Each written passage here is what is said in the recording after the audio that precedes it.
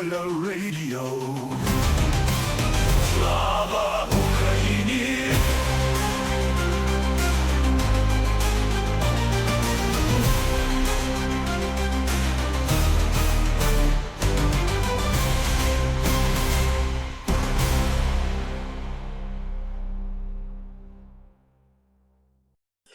I am a co-host. Finally, welcome to VolyaRadio, people.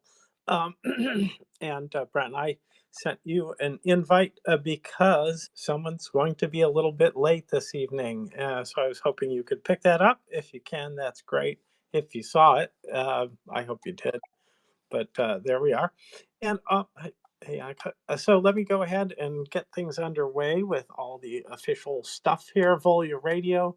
We're up for Sunday, Sunday morning in Odessa this time. Odessa has had a hell of a week and lots, like the rest of Ukraine.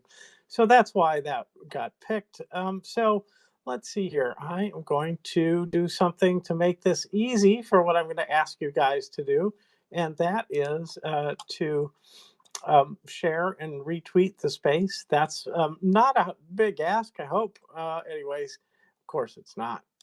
So hopefully you'll do that, and I'll get this up into the nest any second now. Come on there, clickety click. Ah, there it is. Okay. And okay, the space is now in the nest. Please do share, retweet the space. And let's see, we have coming at 7:30. I will be joined by the regular co-host that I work with, and that is fellow who bonks and knows things. So, anyways, he's out driving in the snow in the north east of the United States, and so yeah, he's having probably a slippery, messy time of it out on the roads. I hope it's better than that. So, anyways, it is February 1st, 2026 in Kiev, and in London, where it's UTC time, it is 2400 hours or 0000, depending on how you do these things. And then finally, January 31st, on the east coast of the United States, it is 1900 hours. So, well, let me get stuff in the nest. I see I've got a lot of competition out there with Professor Bonk. So, oh boy, oh well, that's how it goes. But anyways, I will keep going and say that there's always more and more news that we can talk about. I wanted to first talk just a little bit more briefly about Odessa, Pearl of the Black Sea. And I love that it gets that title. Some cities have mottos, others don't. I know that Kiev is the city of courage, for example, and most cities in the U.S. have something. I can't read the Latin for my city, but that's how it goes sometimes. So, anyways, they did have a heck of a week. They got 54 Shahed or Guevara drones, and in a little bit more, they lost power, and of course, everybody lost it again. Last night, one of the main things contributing to that was major electrical wires from Moldova being cut off. So, for whatever reason, 2025 and well, this winter, I should say, is being much more brutal in terms of knocking out power, internet, water, and yeah, even gas supplies. So, why is that? What's going on differently? Well, I have a theory I don't like, but I think they're getting more accurate intelligence, frankly. So I hope that's not the case. So I hope you shared and retweeted that space. But anyway, I'm going to start putting things into the nest, and I'll try to talk and do that at the same time. So, first up in the nest that I want to get there is, oh, of course, uh, there it is about this. And I saw our friend Dr. Anna from Odessa had made some comments recently, and so I wanted to start out with that because I thought that was timely and on the nose in terms of using Odessa as our city for today. And will I find it? Yes, yes, I will. There it is. Okay, and so yes, she says today, Jaja has weeks left in its upper hand to extort maximum cruelty. Then weather changes in our favor.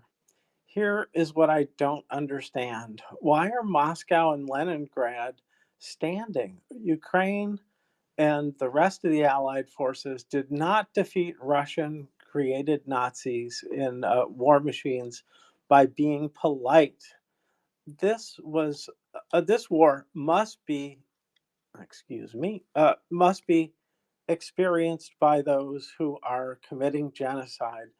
Then it would have stopped years ago. If you dare say nuclear weapons, I'm blocking you.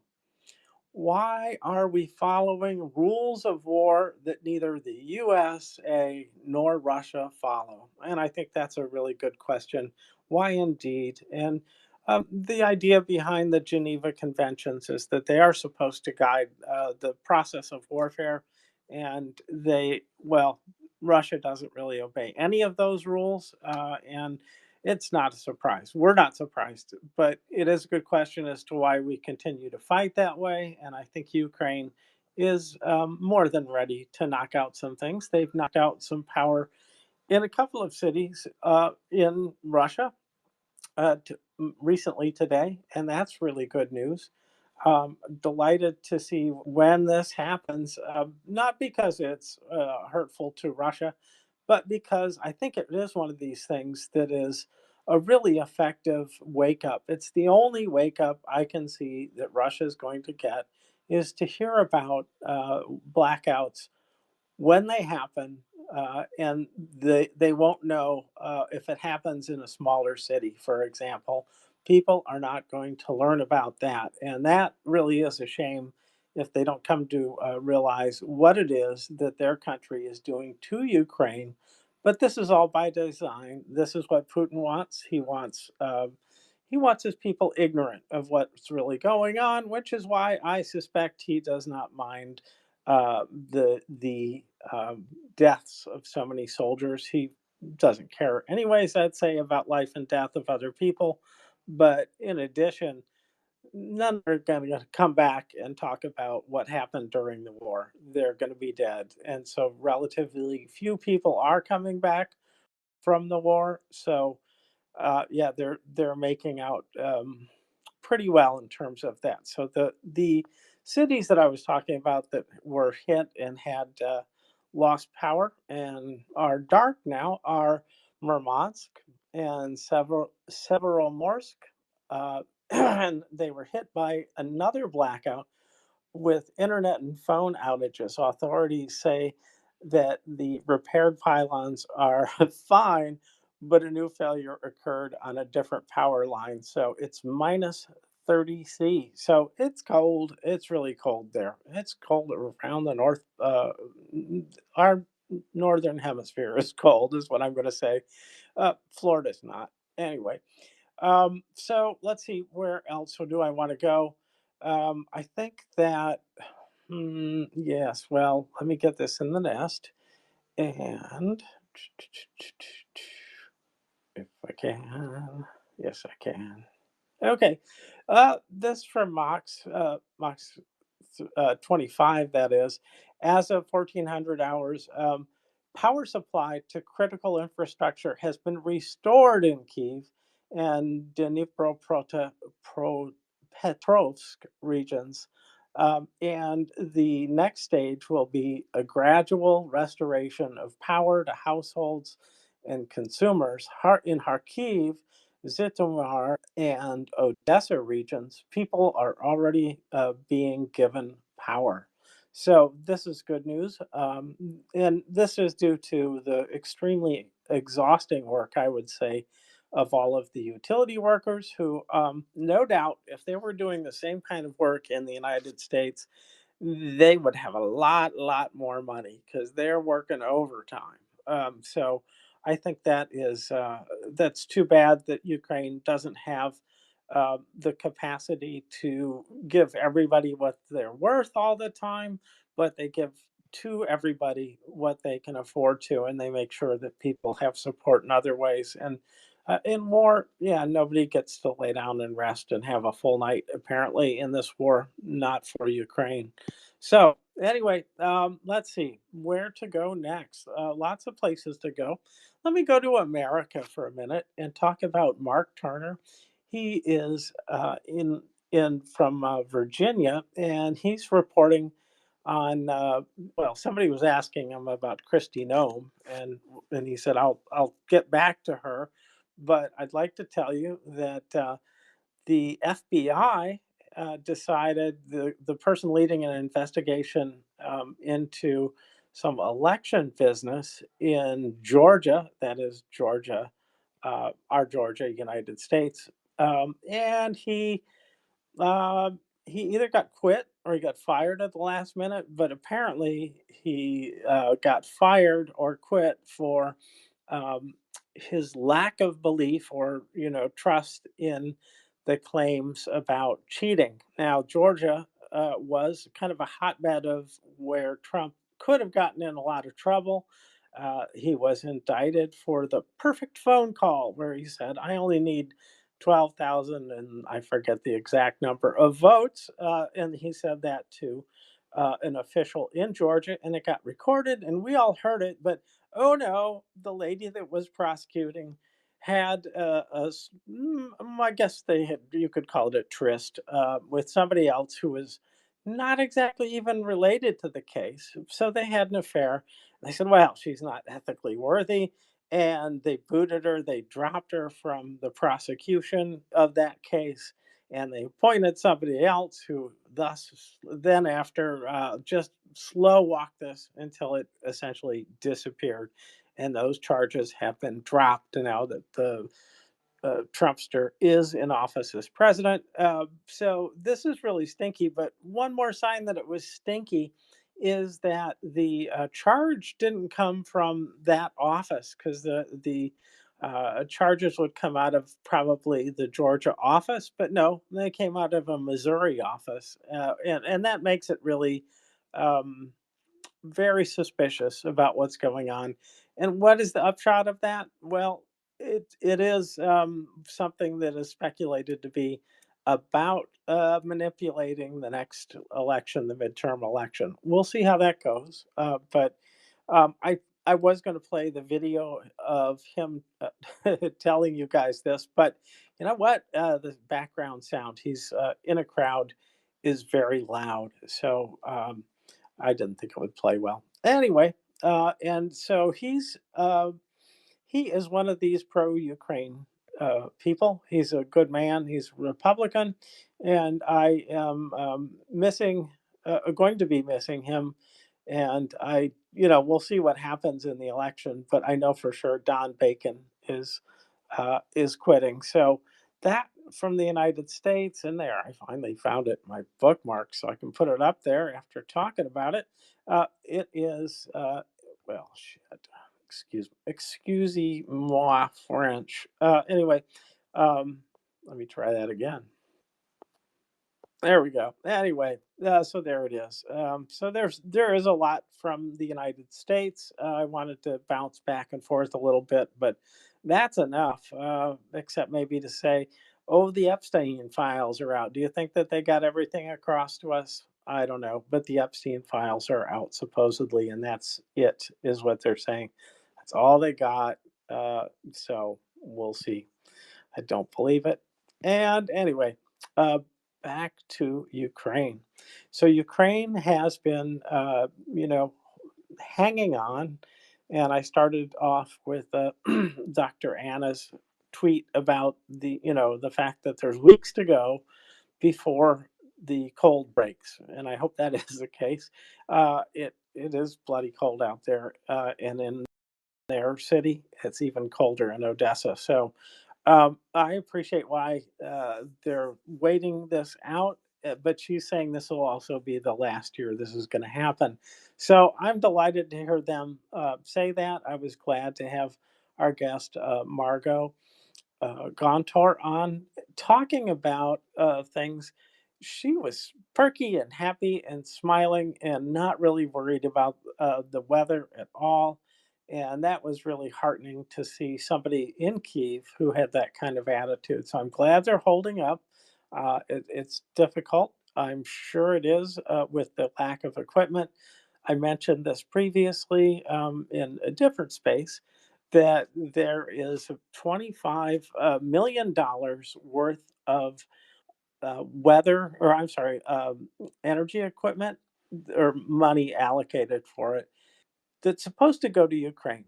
Now, that was part of the US aid program that was discontinued. So there are all kinds of issues with this. For one, it's that program is supposed to be over, but the allocation hasn't been reassigned to anybody's solid knowledge. That money's still there. This would be a wonderful time for the United States, for Trump, to do something nice besides pretending to ask Putin to be nice during this cold spell. Doesn't seem that had much effect, is what I would say. Anyway, this is not an important story because I think it's going to go anywhere. But I think there's the possibility. So I did call my reps. I hope you will call your reps and say, why can't we give this money to Ukraine in this time of need? It may be coming too slow, and that might be President Trump's excuse, but still worth asking. Anyway, let's see here. The other things that I wanted to talk about, and let's see here. Sorry, folks. Yes. Russia are already systematically using drones with Starlinks, and the connectivity is being used against Ukraine. So on January 27th, 2026, one such drone attacked a passenger train, Chavliv Kharkiv, and this I think we've heard about this, and it's dated enough to know about it. But the upshot of this is that Starlink is um, offering the Ukrainians a way to protect themselves from these by reporting to Starlink all of the Starlink units that the Ukrainians are using in occupied territory. Now, that's really problematic. And then what would happen is that they would be the only ones that would be allowed to use Starlink in that area. All the other accounts, which would be presumably Russian accounts or Starlink boxes, would not be available for use. And that sounds good, but that information about who's in the occupied territories from Ukraine is really problematic because that comes with not only the ID for that, it also comes with, once you have the ID, the location. And it's quite conceivable that information in a low trust environment isn't worth the danger of getting that. In other words, um, somewhere along the line, the intelligence line, that can be shared, and it could get Ukrainians working behind the lines killed if they don't. Yeah, if they do that. So, anyways, folks, that is something that seems to me more and more likely because the United States is not being that friendly to Ukraine, and I'm afraid that Starlink's behavior in the past has hurt Ukraine a couple times, and so this is a serious problem, and hopefully. This kind of, I believe that we've talked several times about replacements for Starlink. It is something that is not forthcoming quickly, obviously, or this discussion wouldn't be happening. Or Ukraine would say all of them in the occupied territory are Russian. So yeah, so don't let them use it. And that's not what Ukraine's saying. So we pretty much know how things stand there. So lack of trust in our once upon a time allies, I think, is the problem there. Yeah, this one was really bothersome. Jay and Keith reported, what in a tweet that let me get it onto the nest. There it is. Okay. He says the billions of dollars in missiles and bombs Russia uses to put. Oh, I'm sorry. Wrong tweet. Sorry. Russian tankers now traversing the safety of NATO waters to assure Ukrainians drones can't strike them. So this is NATO essentially protecting those Russian tankers, and he says NATO is Putin's bitch.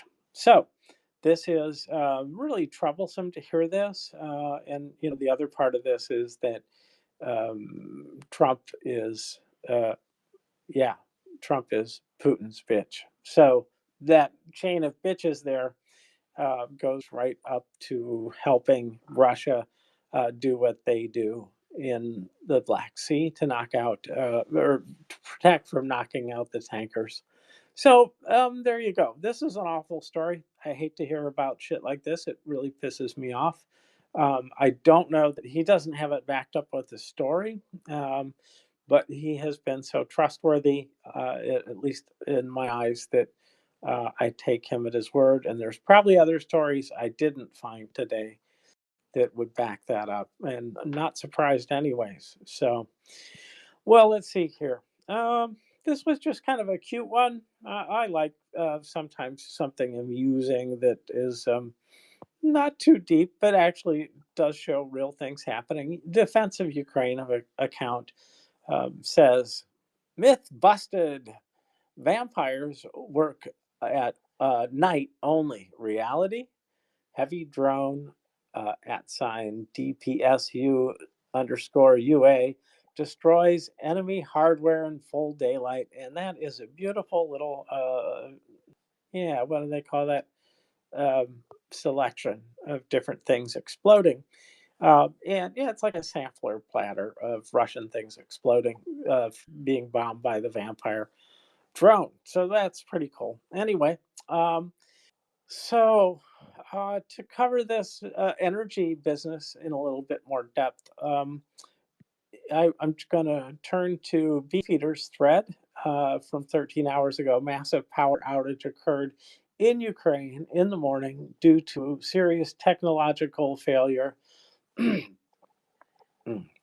me. Technological failure.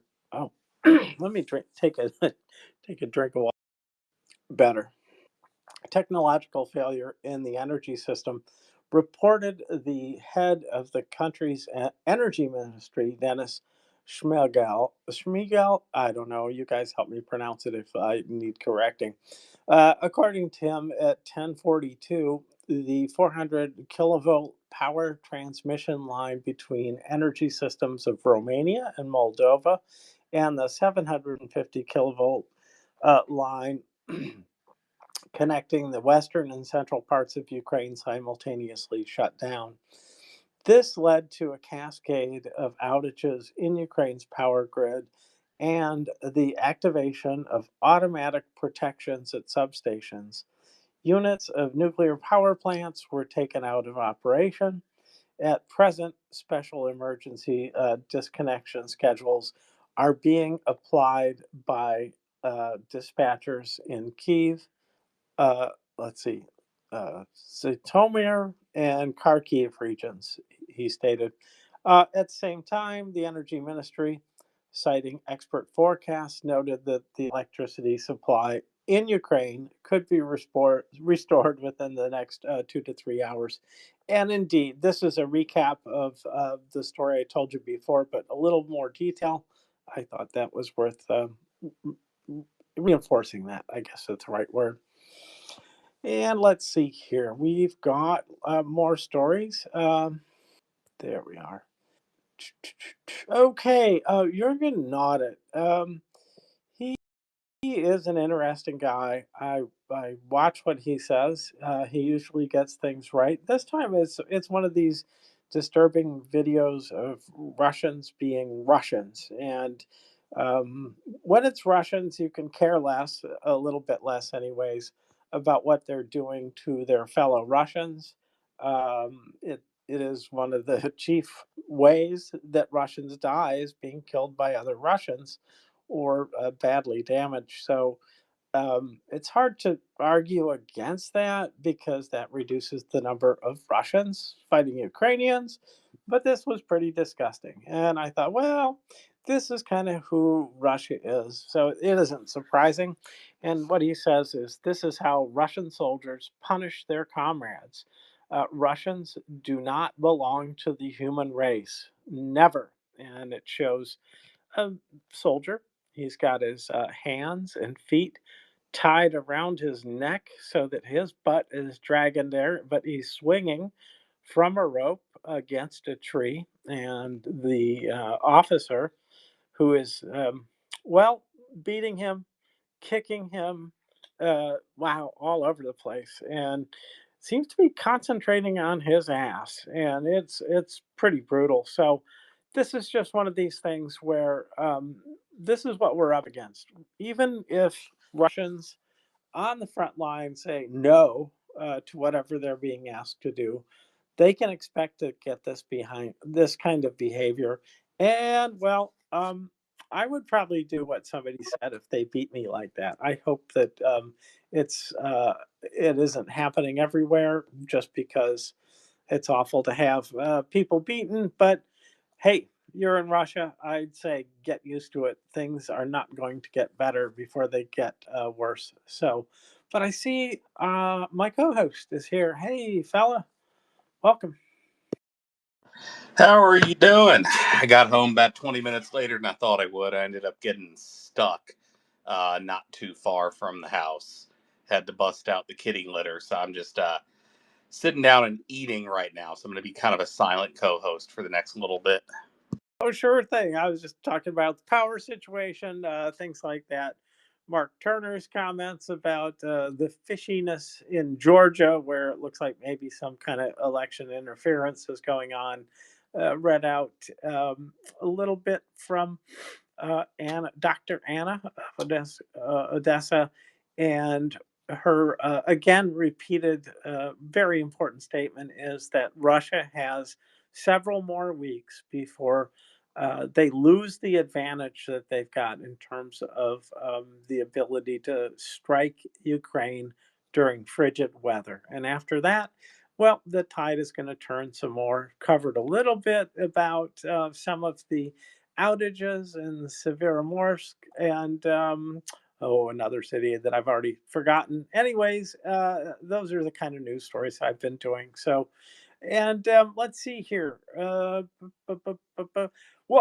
now that you're here, fella, I can tell you something I did that I don't usually do. It's happened to me twice in my life where I've lost a day. And when I say I lost a day, I woke up yesterday thinking it's Saturday. Good God, I get that. Got to get the space posted, and I posted the space, and I did the space, and then I realized, oh shit, it was Friday, and it was oops, oops, oops. It was a bit embarrassing. But this has happened to me before in my life, and I don't know if I've ever told you, fella, but my sleep cycle has been disturbed ever since I was stung by a bee and went to a coma for 4 days. And my brain is, no, it hasn't fully recovered, but it's gotten a lot better. But this is one of the sequelae of that. And so I cycle through night day shifts, and you'll see me sometimes on from 2 to 4 my time, your time, um, on VolyaRadio, and then other times I'm completely deeply asleep during that period. Well, I went through a really rapid cycle this time, cycled through, and took an extra day in there by sleeping in the middle, sort of in the middle of this 2 day thing. And yeah, anyway, so oops, a little bit embarrassing, but it was a good segment, I would say. But I called it the same thing, fella. Yeah, Sunday night. So it weren't Sunday in Ukraine when I did it last night. Anyways, folks, I appreciate being able to laugh at myself. I am no Trump in that regard. So, but anyways, I hope you guys liked it last night for those of you who listened. Yeah, I was wondering where's Fella? Oh, well, anyways, Fella, I'm glad you're here.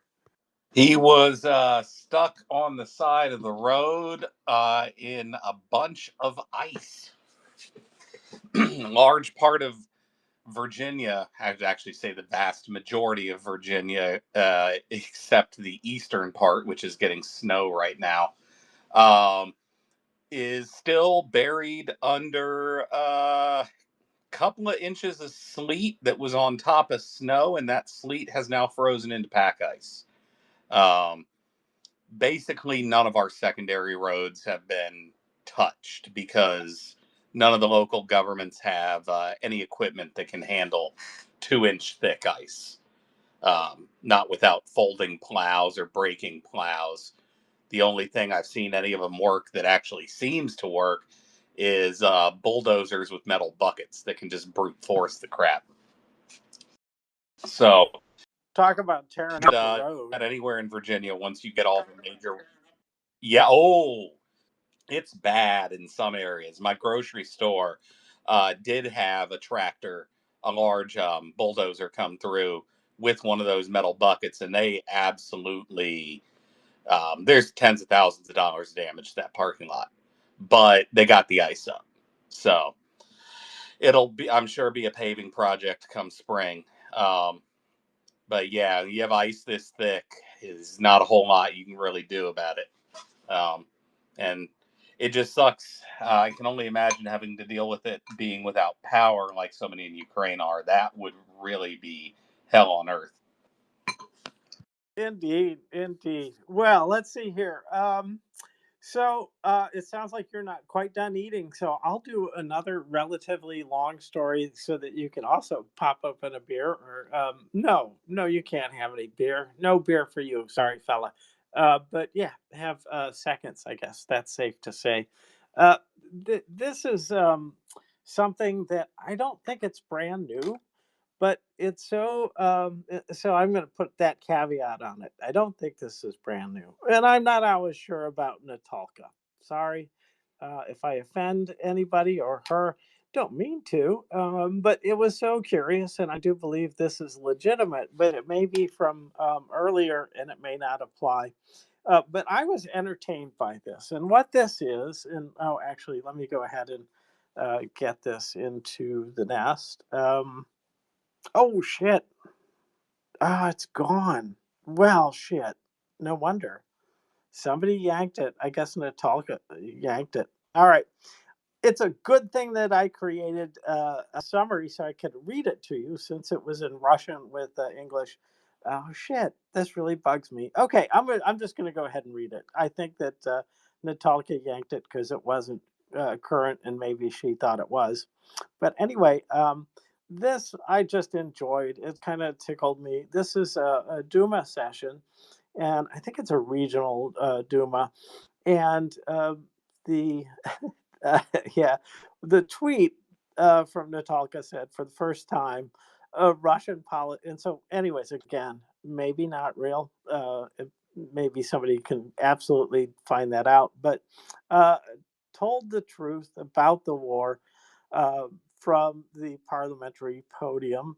As expected, Grigory Yermiev,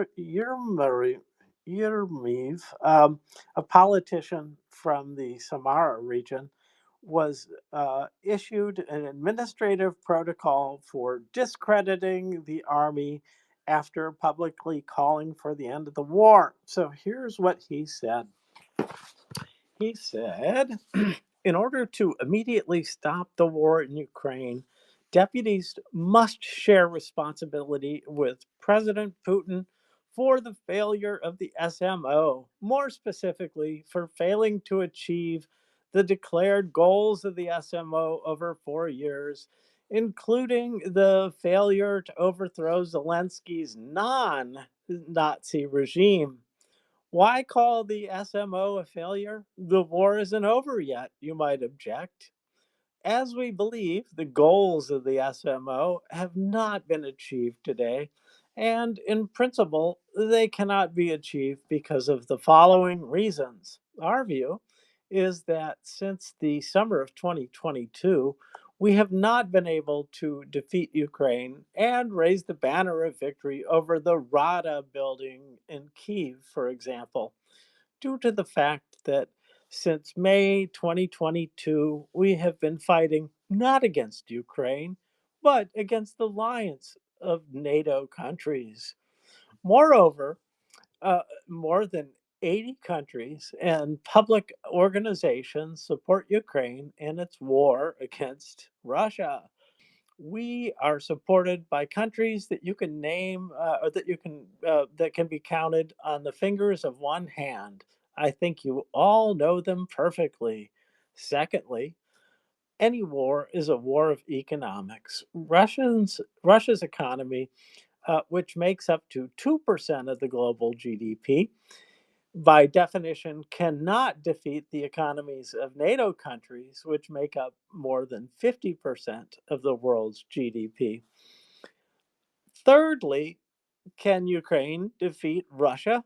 Our view, definitely not. But because Ukraine has weak and coward, not because Ukraine has weak and cowardly soldiers, while ours are all heroes, but because even NATO and the US, USA cannot defeat Russia in conventional, hybrid, and irrational war. Irrational.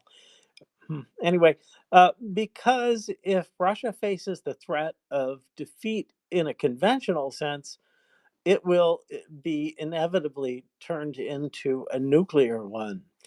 There we go again.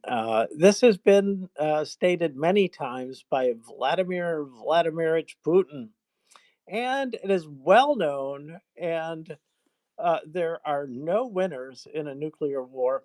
Thus, if NATO cannot defeat Russia and Russia cannot defeat NATO, the continuation of the SMO turns into a grinding of human lives and destinies, as well as irrational expenditures of financial resources and material goods. Moreover, the continued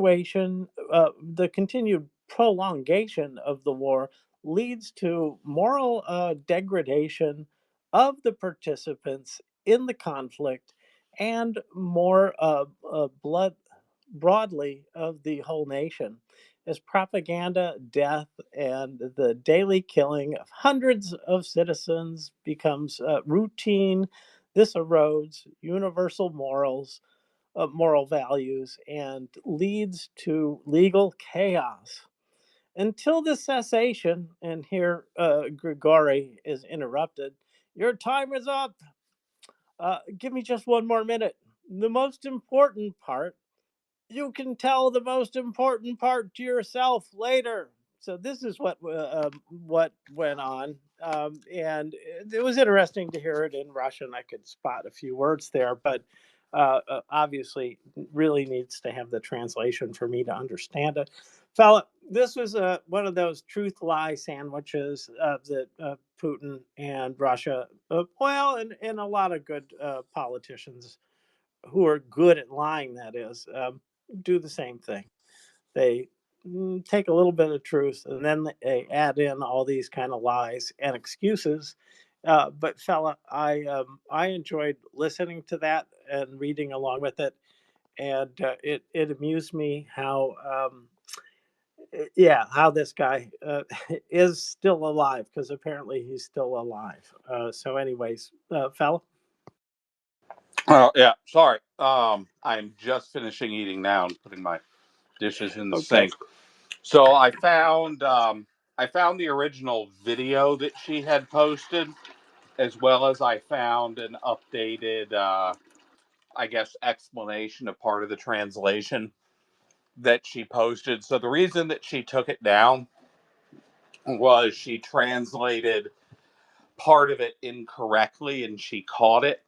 I haven't listened to the video or watched it myself yet, but from reading the comments, I'm guessing the audio quality was not of the highest fidelity. Sounds like you have listened to it, watched it, so you can probably confirm or deny that. Well, the audio is clear enough in Russian. Russian is not a language I even try to speak, fella. So, but they had subtitles. So that's where I got the language from was the subtitles because I figured if I played it for this audience, they'd start to wonder about me more than they already must, fella. No, yeah, I mean, we've seen a few of these government officials before start to speak out. Remember this guy's name because he could be testing gravity here in the next couple of days. Probably will be. If I were him, I'd avoid windows, excuse me, and anything above second floor of just about any building. It's still the same old copy and paste, a part of that. Um, yeah, I think the main thing that the Russians are starting to freak out about now is they're increasingly running into money problems. And I don't see that situation really improving for them anytime soon. I've been, yeah, keeping an ear out and an eyeball out for any more bankruptcies in the transportation sector because that's going to be a major red flag that something big is about to break there. But other than what we've already seen, I haven't seen anything new in the last week. Um, Admittedly, though, the last week, probably people have noticed I've been online a whole lot. I've been doing a lot of breaking of ice. So, but I keep an eye on prune and a couple of others, beefeater, and I don't think I've seen any other major pops in the last week. But I'm certain over the next month or two we're going to get quite a few more. But anyway, James, back over to you. I just looked at this new version, and one of the errors in translation was the non-Nazi was neo-Nazi. Now that fits more like hand in Russian glove. So yeah. Anyways, I see why she redid it. I'm surprised the link didn't take me to the new one. Anyway, that's curious. So. Well, let's see. Were there any particular stories you wanted to dig into? There's a lot going on, of course. There always is. I haven't heard much, though, about China. I know that there's been some military shakeup there, and that is interesting to me. But I know almost nothing about that because there's probably very little to know. What I saw was a triangle and it showed one, two, three, four. I think it was four, maybe five people got X'd out. Two were left. The chief man himself was at the top of the pyramid, and somebody in the lower right hand corner was also not X'd out. And so it's like that seems like a big shakeup there. I don't know what it means. I've been looking for that information, can't find much on it. Maybe somebody else has found more about that, but not me, fella. But it does make me wonder if anything is going on there. Well, I know the rumor mill was that this was subsequent to a coup attempt against Xi, but who knows if that's true. China's more of a black box than Russia is as far as information getting out. So I'm not real sure what to think there. But she is much the same as Putin so far as I can tell. He just hasn't invaded any of his neighbors yet. Not yet, unless you count Russia. But then that was sort of a deal, wasn't it? So that's yeah. Anyway, we'll see how that unfolds. That'll be interesting. A much bigger China and a much smaller Russia. Well, I don't know how good that is or bad, but it'll be different if that comes to be. That seems to be the conclusion of a lot of people is that a lot of the Siberia and the points far east will become part of China formally at the end of this war. We'll see about that. I don't know what you think about it, but it would shake things up there. Yeah, we'll see. At the end of this, I still maintain that I don't think Russia has its current borders. And when I say the end of this, I mean after all the Russian troops are gone out of Ukraine. I don't really foresee an ending to this along any kind of like frozen lines of engagement. Um, the Russians aren't capable of disengaging. They're uh, they're going to go until they break, and when they break, we're going to probably be watching Russia balkanize itself, and it'd be a little bit scary, but probably the best for the world long term. And it would not shock me if China seizes upon that opportunity. But, on the flip side of that, there's very little infrastructure, very poor roads, limited rail in Siberia. So, other than the famous, Trans Siberian Railway that runs from one side of the country to the other, um, there's really not a whole lot going on there that China could just walk in and exploit. They'd be looking at a 5, 10 year infrastructure project to even begin thinking about doing something like that. It would be a big thing, and I think their eyes are still on Taiwan. But we'll see. I mean, I'm not sure really how much Trump is providing pushback or additional security steps to protect Taiwan. But and maybe China's waiting to see the outcome of the Ukraine war to, decide about Taiwan.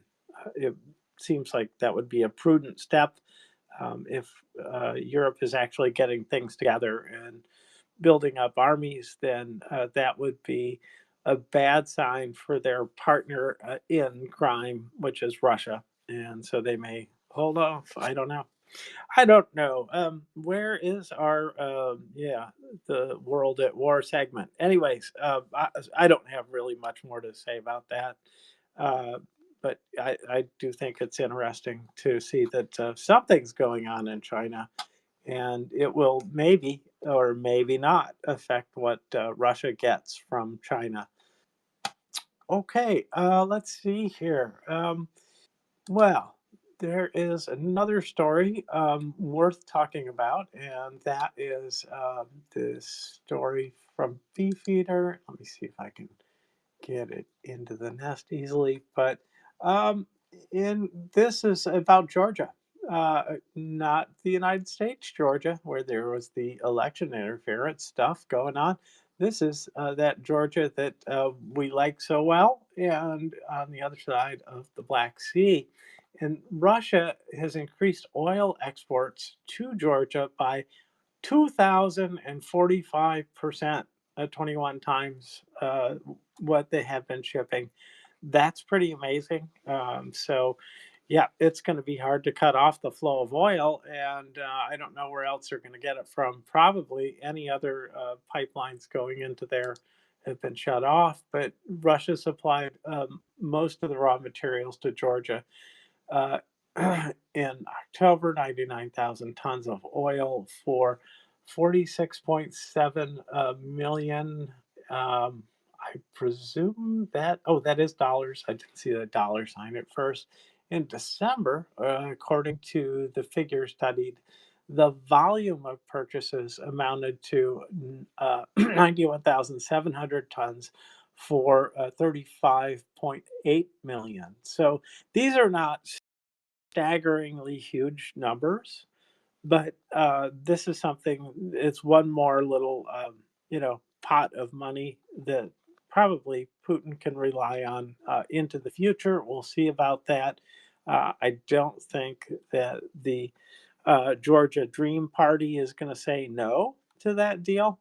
I think they're going to keep going, and the rest of this though is interesting. So. Um, in the absence of focus on Georgia by the Trump regime, they have enjoyed relative freedom to expand and the Russian influence and to expand trade, pardon me, and Russian influence into the country. And the Trump administration has deprioritized active democracy promotion in Georgia, focusing U.S. foreign policies on transactional interests and reducing engagement with the international democracy support situation or institutions. Indeed, at this point, the U.S. has dropped out of most all of the UN activities that go on. So, yes, this has left pro democracy actors in Georgia feeling less supported and arguably emboldened authoritarian tendencies in Tbilisi. So, fella, this is, yeah, bad news. It's not a mega thing, but it's really bad for Georgia. And it's a sign that Trump is playing the realism game. And to some extent, everybody does sort of play real politics. They have to think about what are the consequences, what kind of threats there are. How can you protect your own country best? Is probably one of the phrases that comes to my mind that really describes the description of realism. In other words, our ideals are second, real consequences are first, fella. It's sad to see that. I like it when the United States has aspired to support um, you know, ideals that we have. I think that's how we progress as a country. Our Constitution is flexible; it's to be changed, to suit what is needed. And I was hoping we'd be on this inexorable path to the future where everything gets better. But Timothy Snyder warned us not to expect that or count on that, but rather to really see what's happening. Anyways, fella, yeah, Georgia drowning in Russian oil. Well, and they have been for a while, unfortunately. And that's partly a function of geography. It would be relatively difficult, not impossible, but relatively difficult for them to get oil from anybody else. So it's going to remain, unfortunately, a leash that the Kremlin is going to have over Georgia. I mean, if you just look at where it is geographically, theoretically, I guess they could bring in tankers through the Black Sea, but that's not exactly the safest option. And then I believe the pipelines running anywhere near or through Georgia all originate out of Azerbaijan, and I believe that's going to be Russian oil or Iranian. No, most it'd be Russian. Sorry, wouldn't be Iranian oil. So it's it's a control mechanism the Russians have that in the Georgia's one of the few cases that I don't know what other options they would have realistically right now, especially with the Black Sea in the state that it's in. Yep, I don't know either. It's just kind of a mess that I know that they took some political action, in Congress the last term, and that was to have sanctions in place on the leadership, and they were hopefully going to expand sanctions to more of the leadership of Georgia Dream.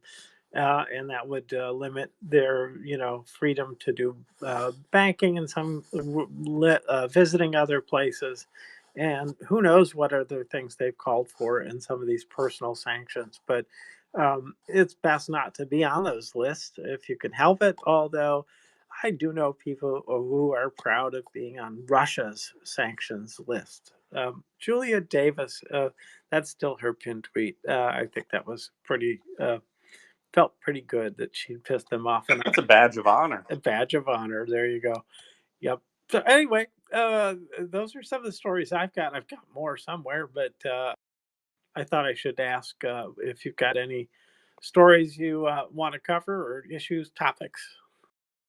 No, I usually do that Saturday afternoon and get everything kind of brought together. I had to take an unexpected 2-hour drive this morning, and it kind of messed up my entire day.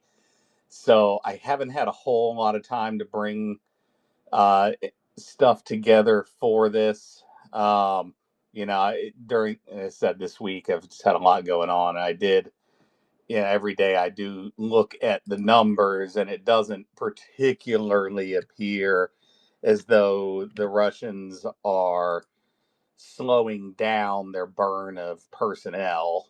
Um, their burn of equipment does seem to be roughly at the same, virtually zero levels comparatively to 2 years ago, that it's been now for a while.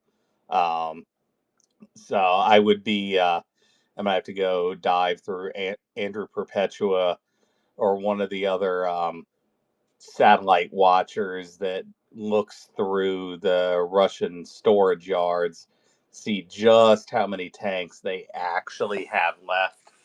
Because I am in the camp of people that doesn't believe they've actually accomplished a whole hell of a lot of new armor production. I think most of, and it's evidenced just by what we've seen getting blown up on the battlefield. Predominantly, it's lightly modernized with a spray can, T-62s.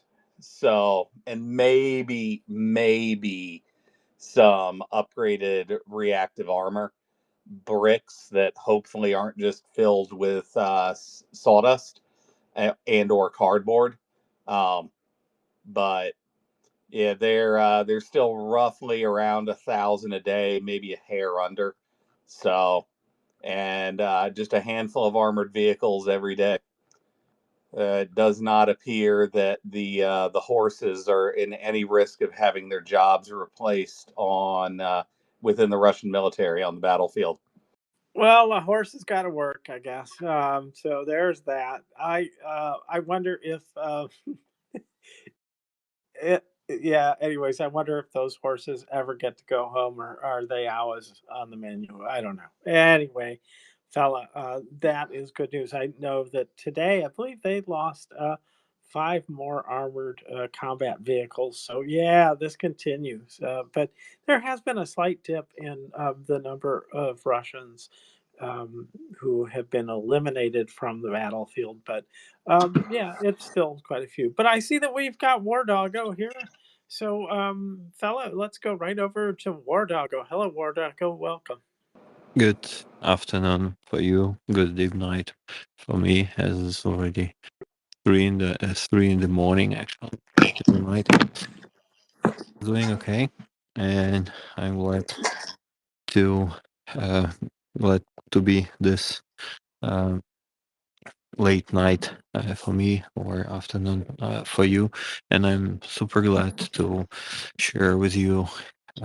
In the nest, you can see the message, which is thank you from Andrei 18th Brigade for diesel air heaters that that were delivered to their to them, and they are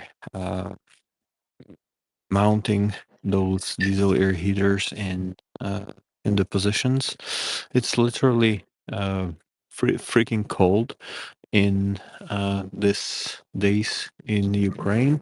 Now on the, like the phone shows -20 Celsius, and it is not the minimum that is we gonna have. And even the city, even without the electricity, even without the heating, even without the water, is still manageable because the war is for quite a bit already, and many people have been preparing in advance for what's coming. Uh, Military people who are defending our sovereignty on the front line, for them it is much harder. That's why it is important to bring everything they need to do their job effectively and to keep the Russians out of our country. So, with the donations that we've been raising together, we were able to bring 9 diesel eaters to Andriy, to Alpha SBU, to Volodymyr, and also to Alex. Several still are being purchased, and we've got another another 5 that possibly will be going. So if you have some spare coins, you can share in that message in the nest. Is exactly showing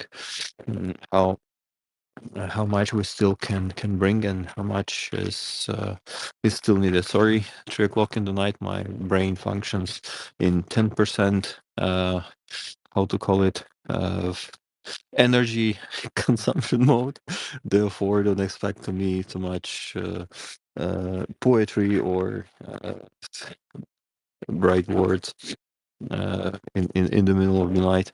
Just would like to say thank you, share the video from Andrei, and happy to tell you that these days your donations literally made a couple of good people warmer and physically warmer knowing that they're not alone and there are people who care. Back to you. Thanks. Thanks, Warlock. And those little heaters, I've actually got one of those in my shed. Those things are wonderful. They put out a massive amount of heat, and they don't need anything other than a 12-volt battery. And they use hardly any fuel. So those are absolutely wonderful, and they're pretty low maintenance as long as you keep the combustion chamber cleaned out about once a month. Wow. Did you decide to buy one of those after you saw this listed as an item in this fundraiser? Because I think we did. No, I got the thing like 2 years ago. I Gotcha. got the thing like 2 years ago. And that is just after a couple of attempts to use like electric space heaters and whatnot. I don't even remember where I saw one of these things, but they go anywhere from $100 to $200, and there are bigger ones that get larger than that. But one of the 10,000 BTU jobs is really about all a shed needs, and that's what I got. But they are absolutely wonderful. It. I rigged up a larger diesel tank to it, but my God, on 5 gallons of diesel, the thing basically goes an entire winter for me. And I don't use it that much, but those are going to do a lot of good for these guys. And the best part is they don't really give away your position. They don't belch diesel smoke. They do a little bit at startup, but that's about it. You don't have to raise your hand, War Doggo. Yes, exactly. Thank you. Yes, they don't spoil the positions. They don't produce tremendous amount of heat profile. They're just if wisely managed, and usually if on the 10th year of war a person do not know how to hide the heat at the positions, that's kind of the bad signal. But overall, yes, some people are using additional heating batteries, like the one you use for heating, additionally to cool the exhaust. Um, to cool the exhaust actually at the they get almost 20 Celsius degree exhaust that is much less spottable by a thermal drone than a, I don't know, wooden stove or so far and so on. Like for instance, sometimes people are using the electric heaters at the positions, but you need to power them, and in order to power them, at minus 20 degree, the the modern batteries, lithium lithium firm phosphate, they actually do not charge when it is freezing cold, and yeah, they just don't do their job well when it is around freezing temperatures. That's why just primitive, just simply uh, closed chamber that is burning diesel, and the heat is blown from diesel chamber. Is just just simple, primitive, but still from 9 to 20 kilowatt in of heat just from a portable device that in Ukraine usually people call them Webasto after the company, German company that was commercially producing it for preheating vehicles preheating. Instead of launching the engine and running the engine like a small device with the exhaust pipe mounted outside, would just do absolutely amazing job in order to hit the cabin and it without need to start an engine. And those portable heaters found its life to hit the positions in the front lines. Yes, they are amazing. Guys in the front lines love them a lot. And yes, they're needed in these days like never before. Some like we were bringing, I don't know, 100 more than 100 last year to different guys on Ukrainian front lines, and some still got them. I've been asking 95th Brigade with the intention to purchase. Some said that they still got those supplied last year, but some of them. War Doggo? I think the internet's going in and out for him. I Damn think so. Russians. Well, War Doggo, we cannot hear you right now. So I will just say this is the proactive fundraiser. This is going through Give Butter. And this is something that is my major donation now. And I this is geeky. It has nothing to do with the product. It sounds like a wonderful product. It's doing its job. So I'm very happy to be part of the solution that you guys need. And this is the only really substantial way that I actually participate in what's going on there is to give money. Oh, we talk and we talk and we talk, and hopefully that helps a lot too, but the donations and actually the gear that you guys need to do the business that you're doing, which is taking care of business. Those things. This is really it's a matter of freezing your ass off or not. And so I'm glad, War Doggo, that you're not. And I just want to say how easy it is to manage the monthly contribution thing through Give Butter. They've made it really simple. You can change the amount anytime.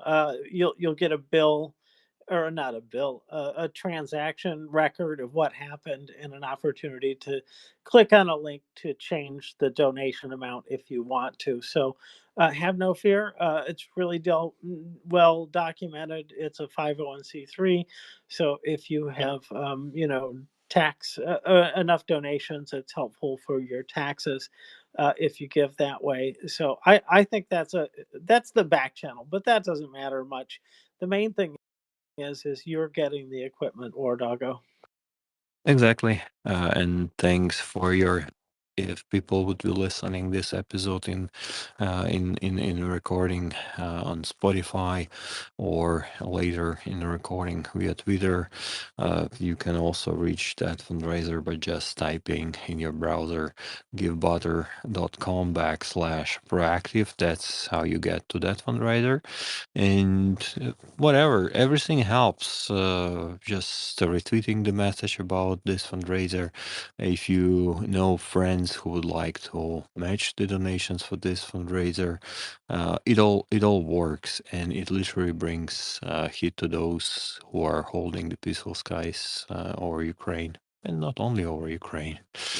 Thank you so much for all the donations. The videos will keep coming. Alpha guys will be also recording. Thank you, because for them it means a lot. Like, when it is cold, you cannot think about anything other than just getting warmer, and that means a lot for those who are defending on the front lines. I have to go because it's quite late for me. Thanks again for having me. Thanks again for supporting and contributing to that fundraiser. And since many, many years already, as VolyaRadio started sharing more context about Ukraine. Look how many things we know already about Ukraine, those that we didn't know before, and it helps a lot in time of uncertainty when people try to equalize both parties shooting each other, as it is said, or conflict, Ukraine versus Russia or so far and so on. Much better who does what when it is said that both parties are shooting each other. They spot the one who is shooting the hospitals and shooting the civilians. That's exactly the one who started the war. Back to you. Thank you so much. Haxanov from Ukraine. Take care. Hey, War Doggo, just before you go, one thing for the guys to maybe take back to them, and I hope these are on their radar already. But instead of lithium iron phosphate power stations, there's a couple of companies now that are putting out commercial sodium ion power stations. And the reason I mention that is sodium ion can still charge and discharge down to about minus 25, minus 30. And they're just starting to hit the market now. The only real downside is it's a few less watt hours per kilogram at the pack level. So they're a touch heavier for how much power they store, but not much. Um, Big upside though is there's no risk of fire. There's you don't have the same volatile chemicals. But anyway, I'll message you over some links to a few of them. Just I'm sure they're on the radar. If not, I know that would be good in these cold trenches. Yes, absolutely. The famous one who made lithium sodium battery, and said in their commercial that is cheaper, but in fact is even higher price than the usual one. That's how Yep, at least marketing now. works. Yes, but times are changing, and solid state batteries are also on the way. Many things are happening in that area. To be honest, I personally. For my personal use, I don't buy the famous branded Luetti, EcoFlow, Jackery, you name it, whatever.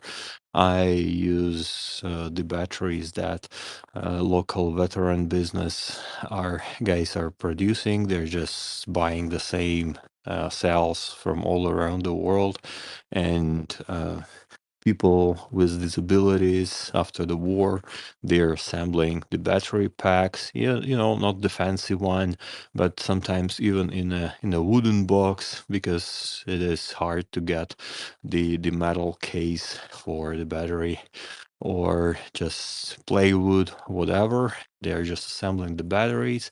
They're adding the inverter that works with those batteries, and here you go. You have the portable pack that actually works to power your home for certain time that you can already count some autonomy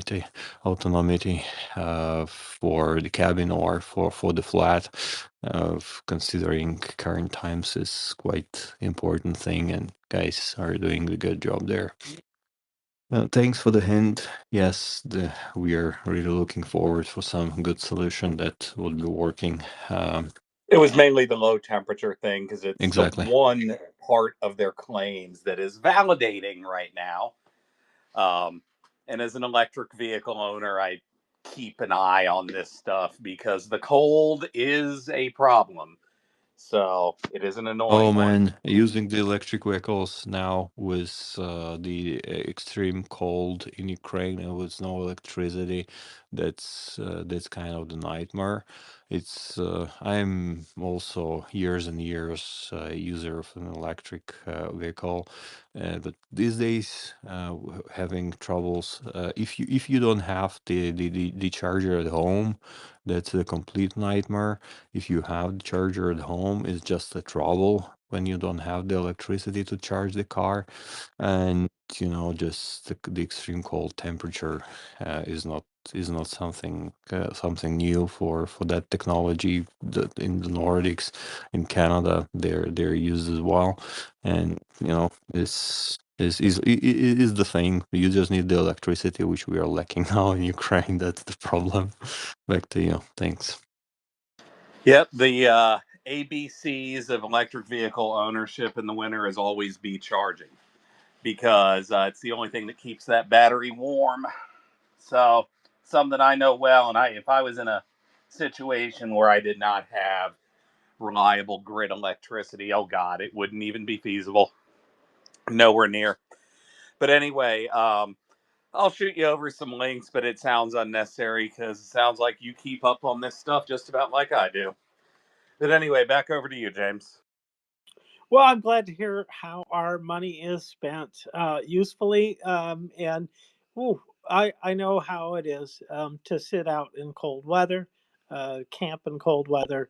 But this has got to be worse because I had good conditions. I had a tent. It wasn't warm at all, but it was something to cover us up.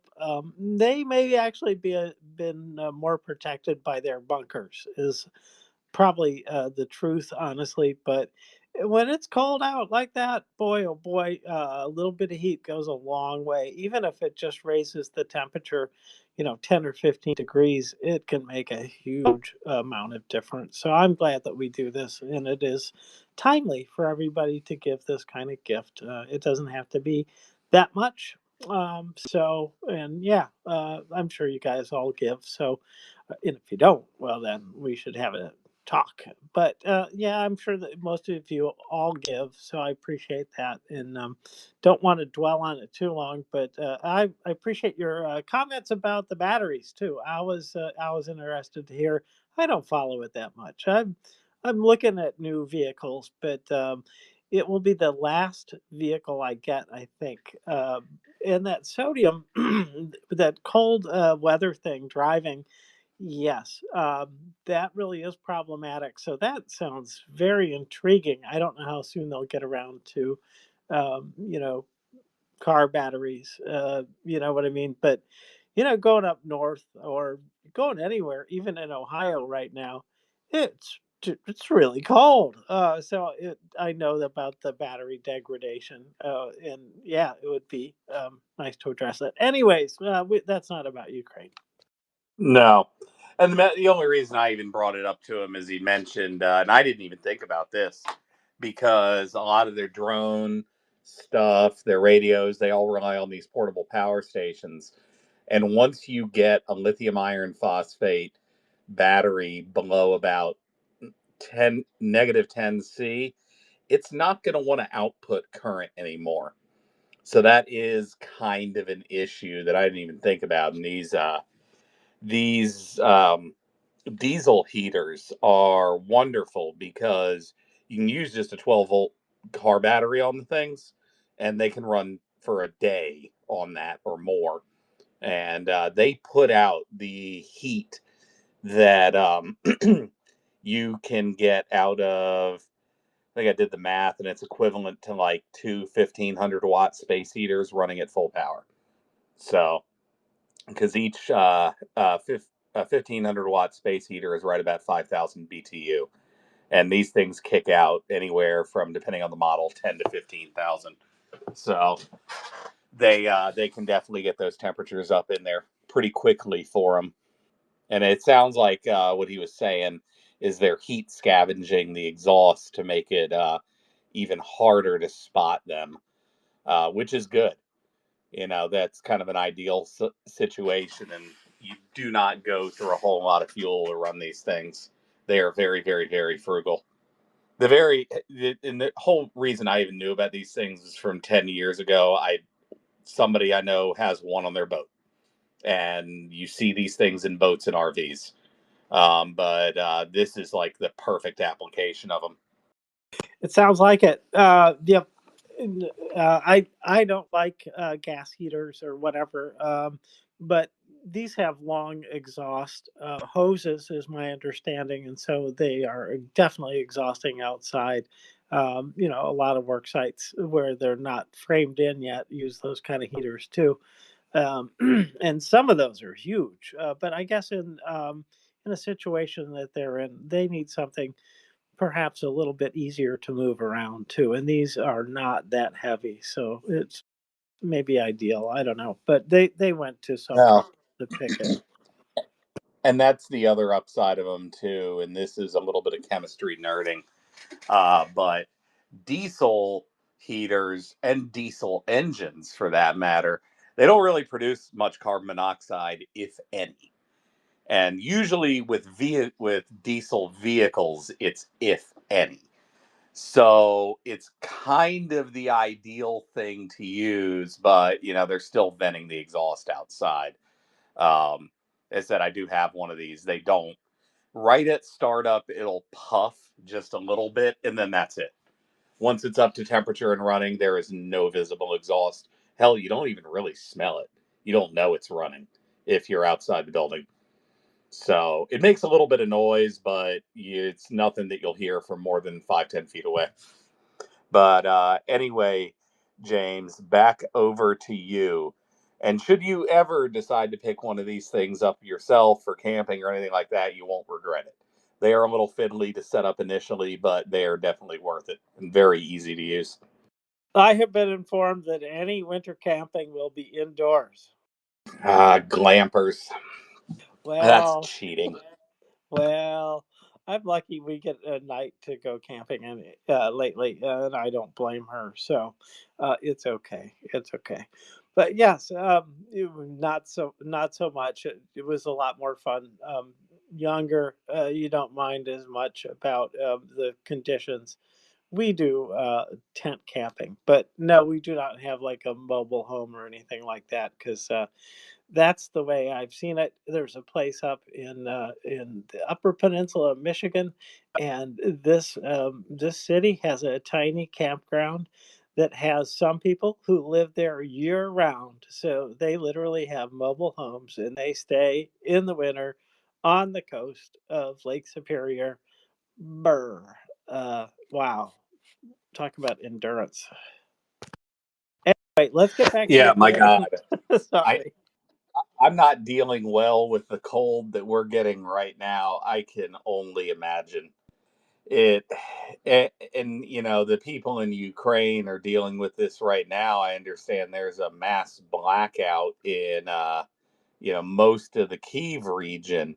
Um, I can't even imagine dealing with minus 20 C, which I think that's roughly 0 Fahrenheit. James, is that about right?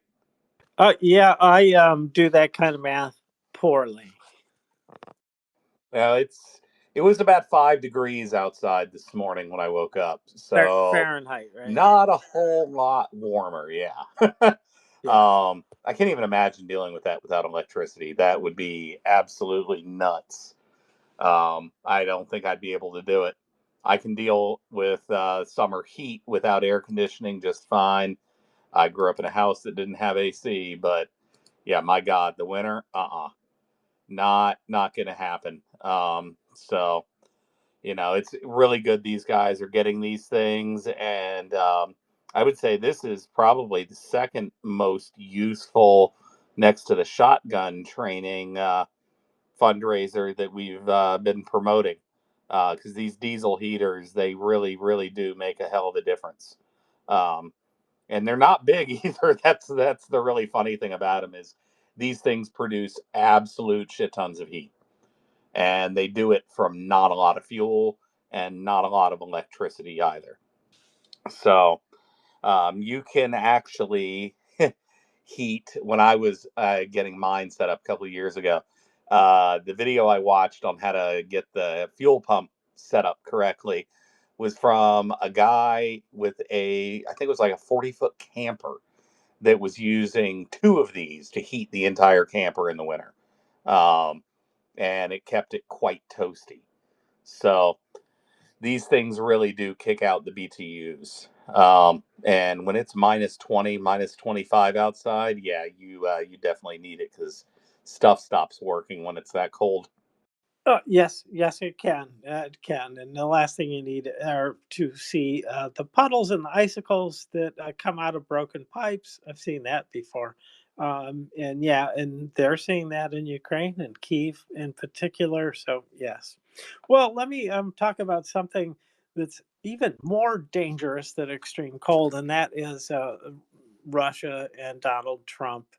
at the negotiation table with Ukraine. And so I want to turn your attention to the tweet that is in the nest.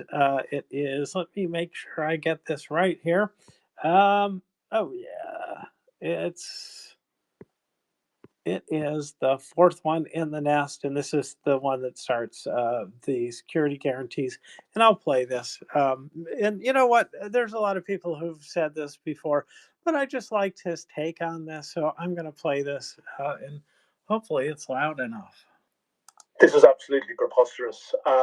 When in history have we had a peace process which one side insisted that the other side give up more territory before the talks even started?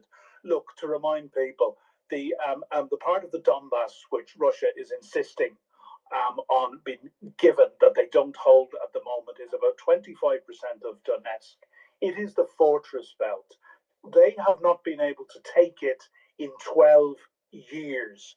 It is the gateway, as Alexander Stubb, the president of Finland, said before Christmas, to Kyiv and the rest of Ukraine. But just think of it, it's an absolutely preposterous request. And I'm afraid it's proof final, if it was needed, that Donald Trump is on Putin's side. Scales need to fall from the eyes, and any eyes they don't fall from now, I think we can assume that those people are on Putin and Trump's side as well. Well, there you have that take. And I think that is a good take of the situation here.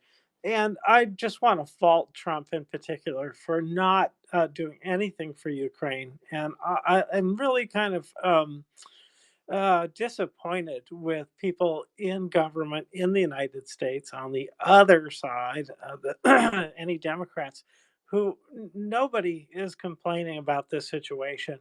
It is obvious to me that when you have the maximalist kind of negotiator that Putin is, then you say, well, okay, you just leave it there and you ask for just like a peace deal. That's not the best way to go.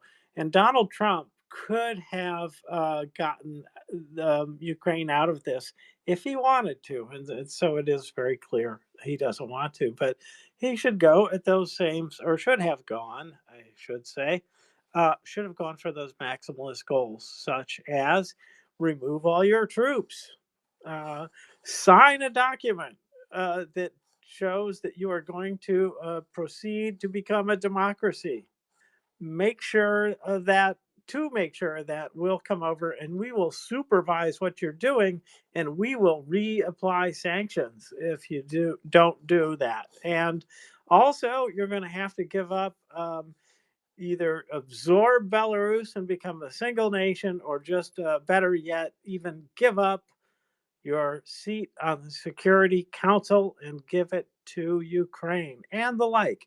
And, had Trump started with all of these maximalist demands and then actually held Russia's, throat down on the chopping block by actually delivering weapons, in case Putin doesn't do that, well, then he could have won the war. So if you really wanted the Peace Prize, I think Norway would say, or I'm sorry, the Nobel Peace Prize group, committee, whatever, whoever gives those out, would say, yes, Donald, you do deserve it. But otherwise, he's not going to get it. And let's face it, he's not going to get that prize because he's helping Russia.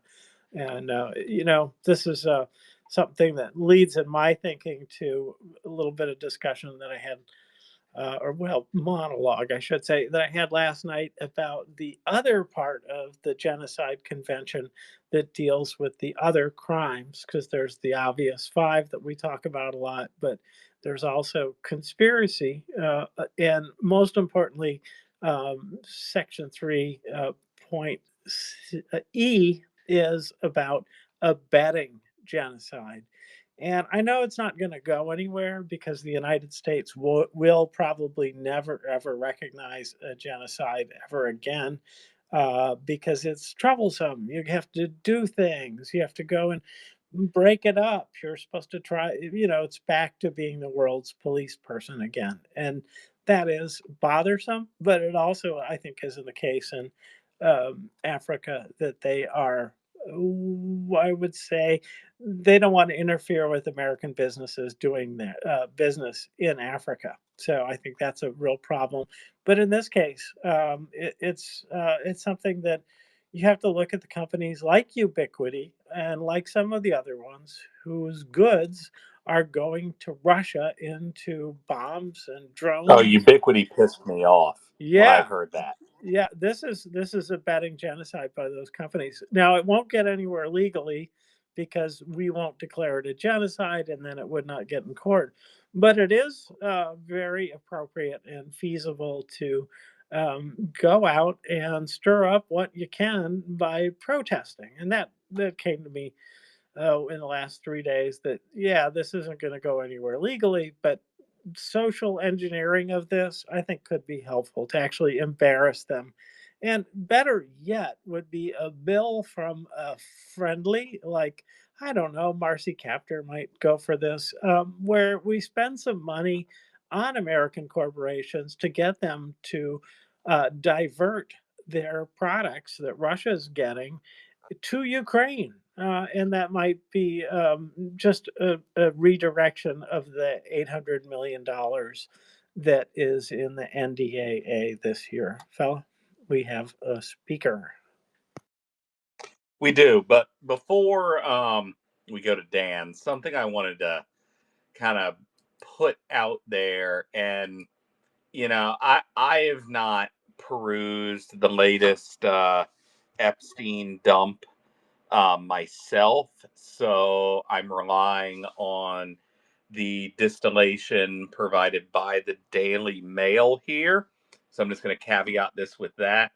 But apparently, contained within the massive dump of documents that we just got, yesterday, um, are documents seeming to indicate that Epstein's entire operation post 2008 was basically a KGB honey trap, financed and to some extent, or to a large extent, controlled by Vladimir Putin himself in order to collect compromat on powerful individuals all around the planet.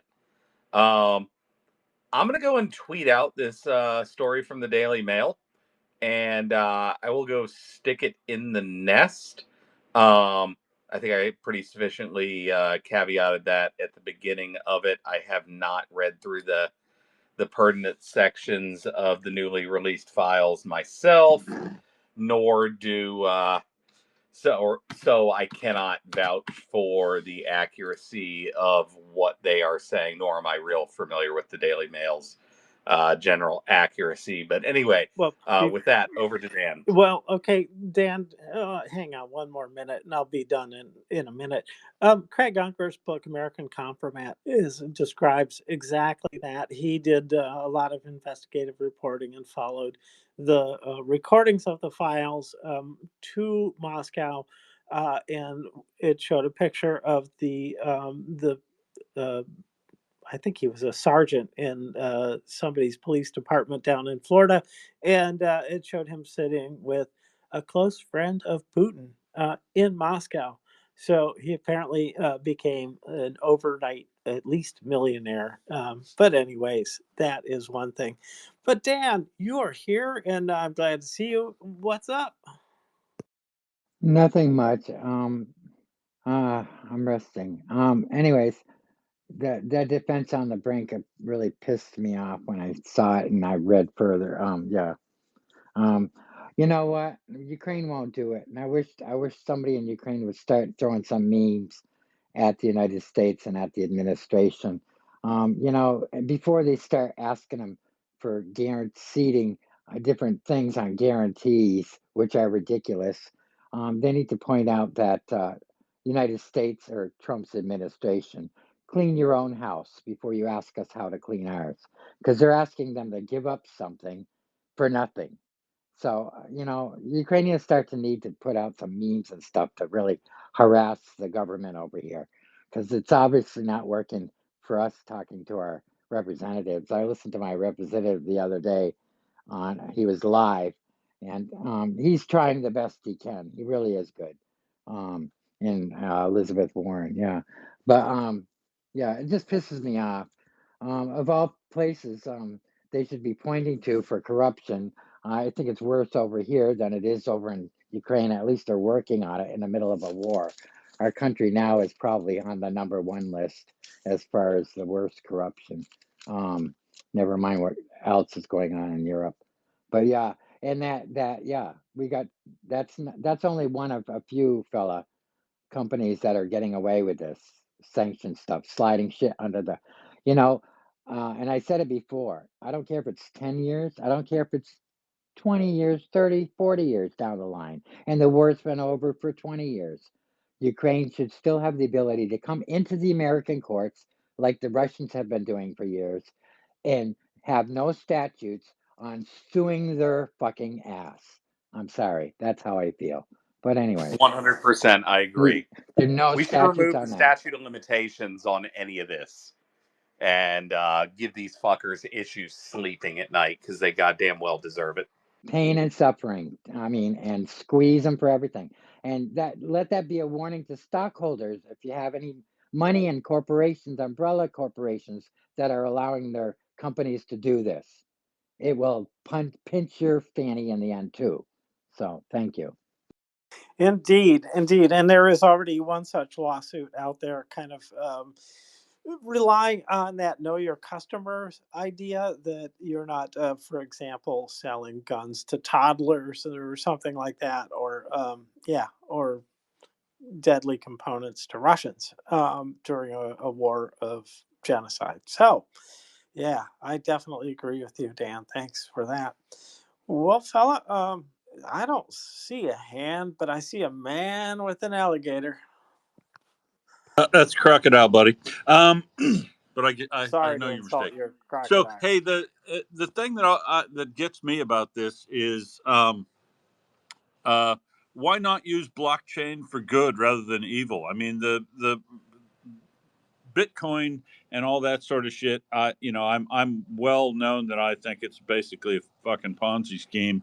But remember what it was really? It was first introduced basically to be good chain of custody things between people that needed to do chain of custody, like know your customer things. It's relatively easy to make sure that things don't get into the wrong hands if you use a know your customer system that is required. When Bitcoin first came out here in Australia, the Australian government, because they don't want people in money laundering and all that, they basically made the banks do manual know your customer stuff. I had to go through it in 2014 when I first tried out Bitcoin.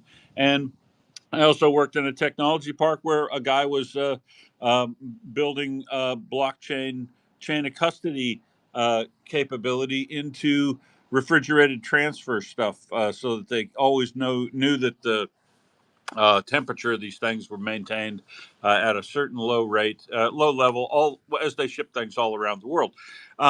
So that's the sort of legislation I would like to see in anywhere in the world.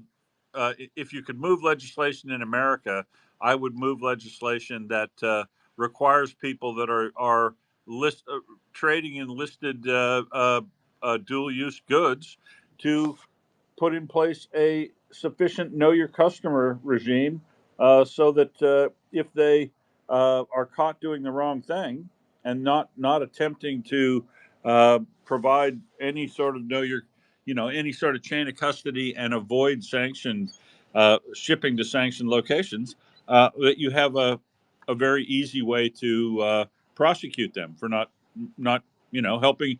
You're going to miss things, but if you don't want to miss everything, if you want to basically get most things, it's cheap. It's there are people that have it now, and it's using the blockchain technology for what it was first designed for in the first place, instead of Ponzi schemes. I don't know why anybody isn't moving that sort of thing. No, I mean, that's a good question. There's been a few entities out there that have tried to do this for things like degrees and stuff like that in a few countries. But one of the beauties of the blockchain is that it is immutable. Once the validators have cleared a block, it can never be changed. So that data will always be out there in the public. And James, I can't remember exactly when, but I think it was 5 or 6 years ago. The U.S. we instituted KYC laws for any kind of off-ramping activity, so to speak, in crypto. But I don't want to get too far down this rabbit hole. But there could be some ways to utilize that to maybe prevent future ubiquities. But more it's gonna need to be the stick versus the carrot or some other tool that's gonna need to be used to deter this kind of behavior. Because the reason that Ubiquity's doing has been doing this is because they know that certainly under the Krasnov administration, but to a great extent under the Biden administration, there was no real risk that the government was going to come down on them. The Biden administration basically did the bare minimum on that end of things, on the financial enforcement end. And we sure as hell know the Krasnov administration isn't going to do a damn thing. Um, they'll stop just short of overtly helping the Russians. But anyway, with that, back over to you. Yeah, I don't think it's going to go anywhere in the United States under Trump because it interferes with business, and businesses donate to Trump, and then they're not going to get that law through. But I hope that the criminal aspect of it, in terms of suing, these companies for what they're doing for damages, that is very promising. But there's a case like that now. Probably it's going to get dragged out for a long time, and it might actually be settled after the war. That's my suspicion. I don't know. All I know is that when big corporations are sued, they have resources and they can fight back for a long time. And it's the cost of fighting is still cheaper than the payout at the end. When you think about how many people have been killed and the like, and how much damage to property there is, that's going to add up to a lot of money. So they're going to fight like hell.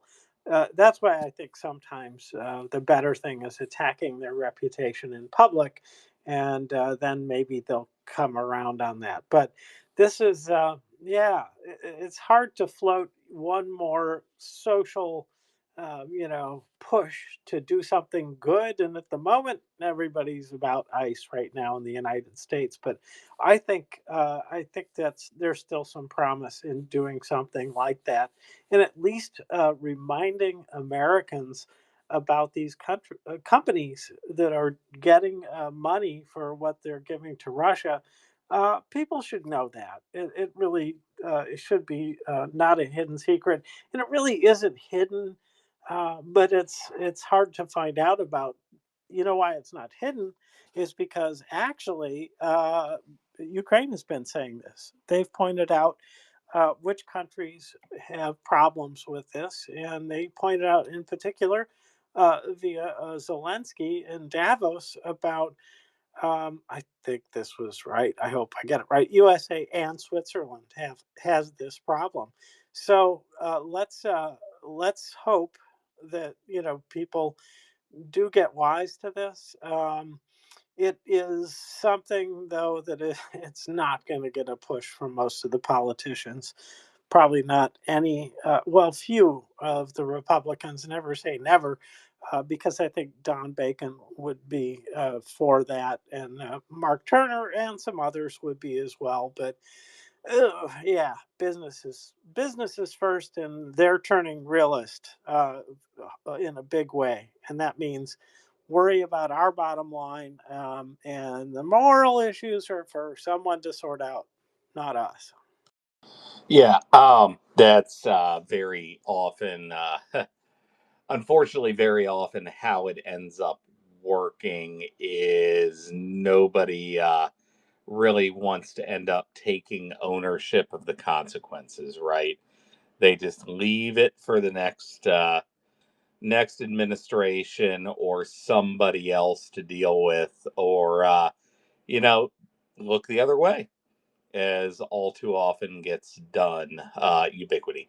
Um, but anyhow, there is one story I had seen early yesterday morning, and this is a story that it was in the Kyiv Independent, and I've seen it. I want to say in Ukrainska Pravda, maybe 6 months ago as well.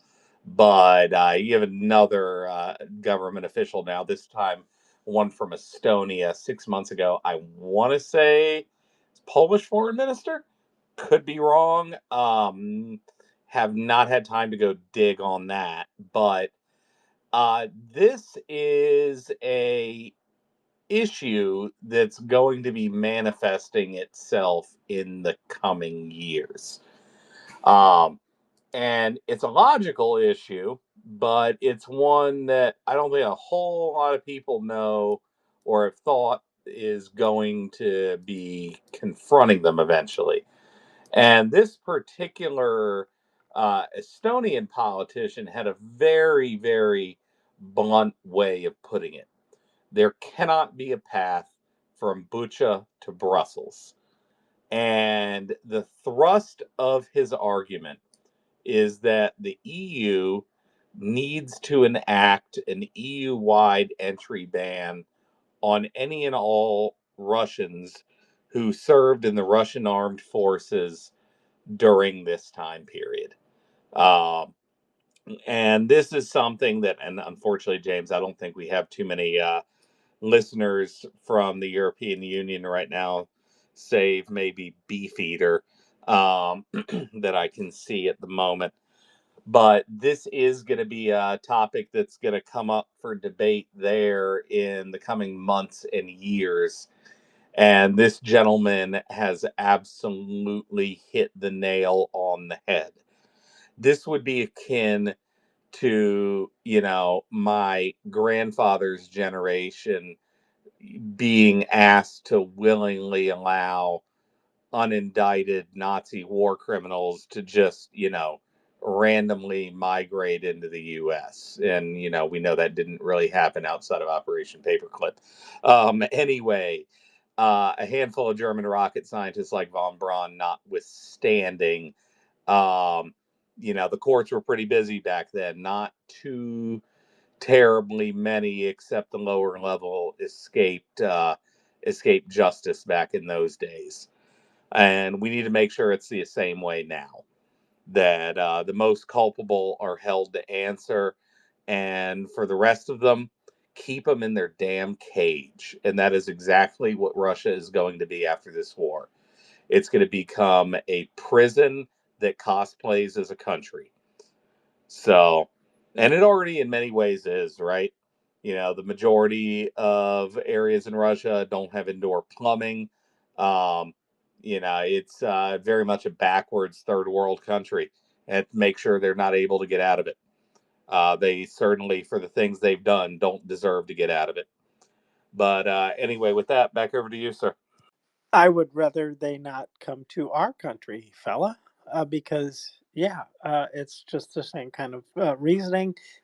They're no friend to ours. By and large, they're probably mostly innocent, but a significant proportion of them have settled around Washington D.C., like 100,000 Russians. And they hold private accounts, and those private accounts are part of the public Russian system because they get used as a place to put money and withdraw money from. And we can't prove these things, but we suspect them, is what I know. And, the other thing that we know is that out in California, not too many days ago, has it been more than a week, maybe? There was a couple of Russian people there, and they got caught trying to blow stuff up, and that's a no-no. You're not supposed to do that. So We don't need that. Russia's presence here is not welcome to me. For me, I would rather we take Where did they people. get caught trying to blow shit up? I believe it was in San Francisco. Yeah, brazen. Just toss them into the bay. Save tax dollars.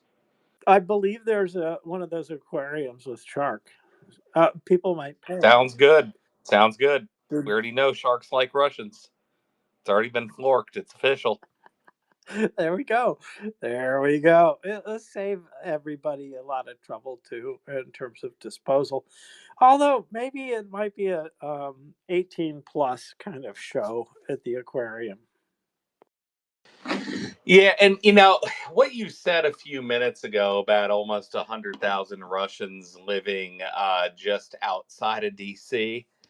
I've heard that number before, and as somebody who used to live within a handful of miles of the border of evil, that yeah, there are some Russians in Northern Virginia, but they're in a really, really small area, and I think that's because they know we don't want them there.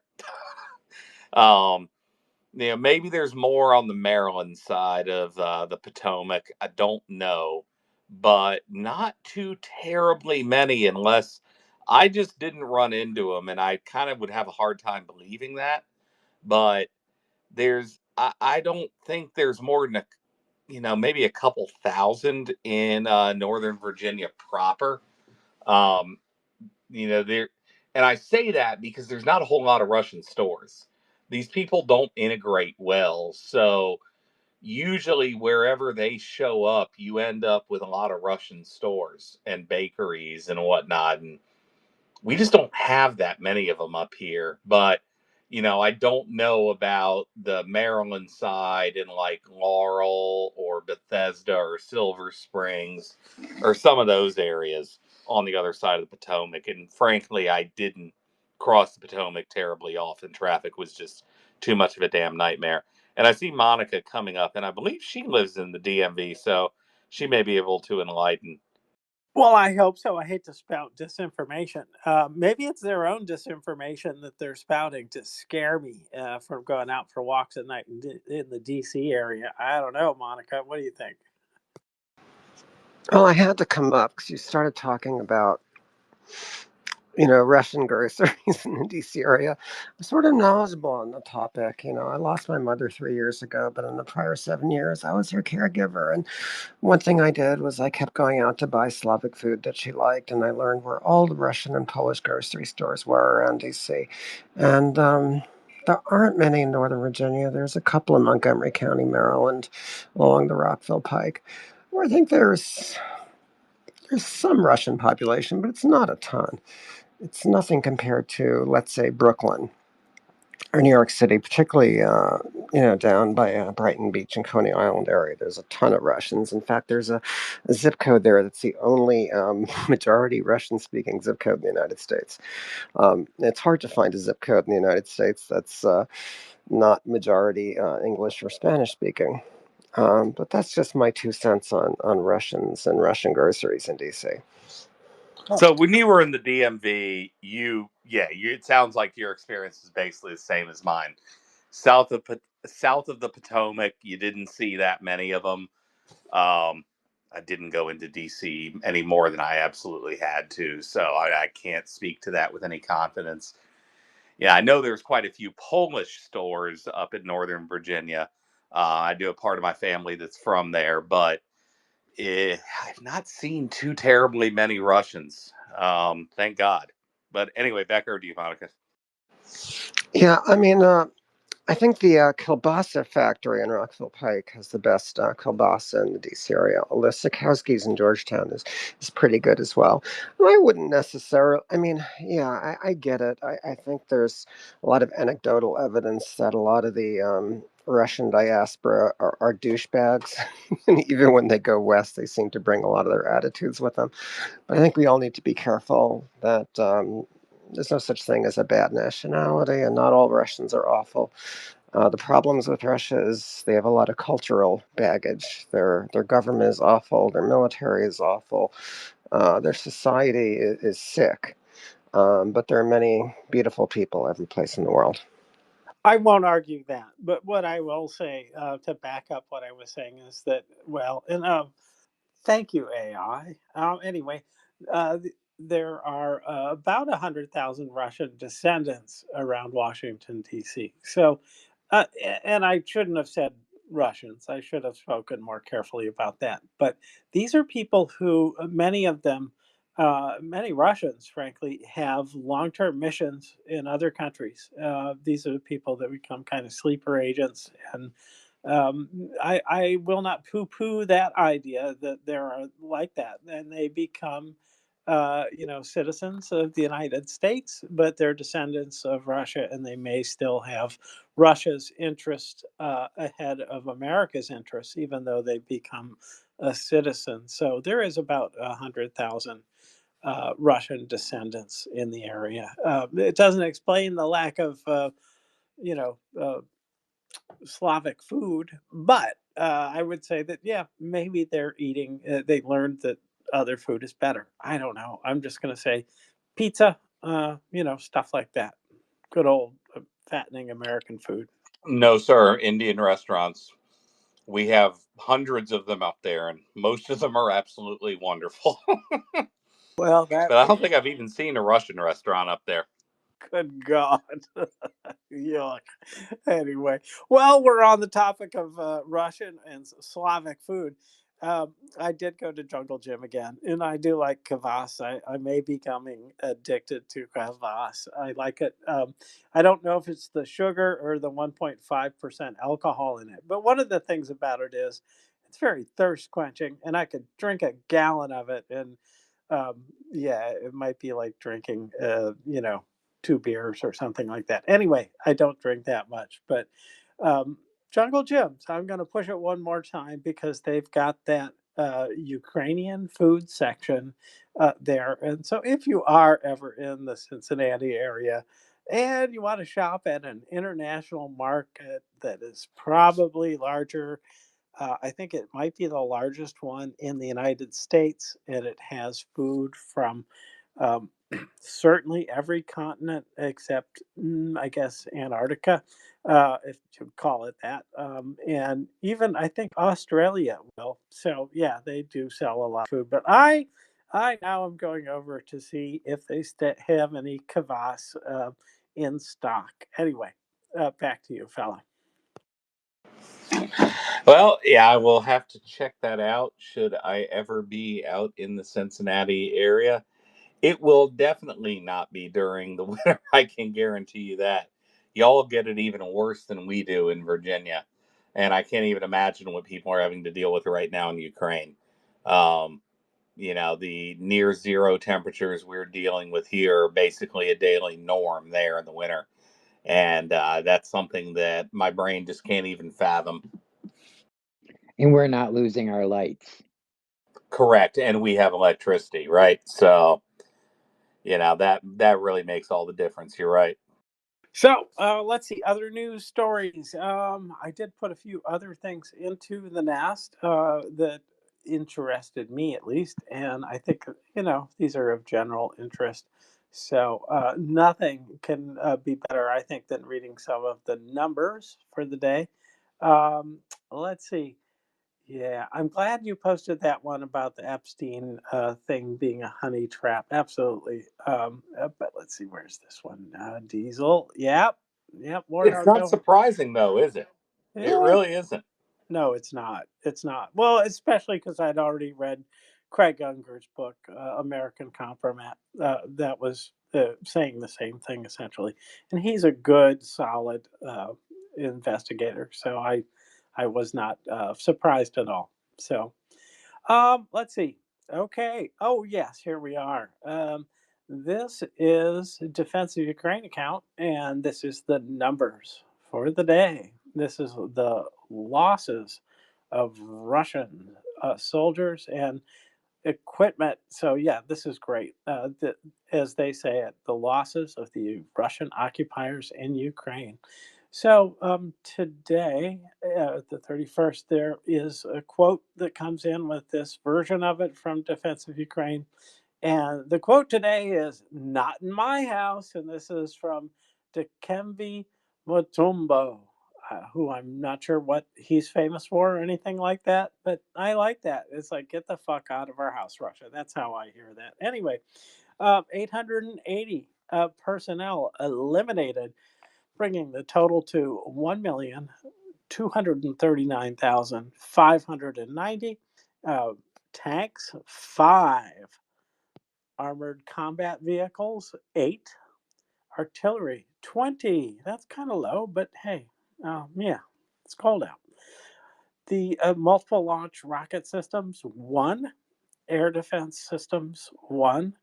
UAVs, 694. Wow, that's a lot. And then over here in the other column, blank, blank, blank, blank, blank for the day, except for vehicles and fuel tanks with 58. So there we have it. And, some of these numbers are quite large. In particular, I just am always struck by the number of UAVs. This is now Russia's main method of terror. And this was another big day for them in terms of firing, or launching, I should say, these drones, these UAVs. But there you have it, the numbers for the day, fella.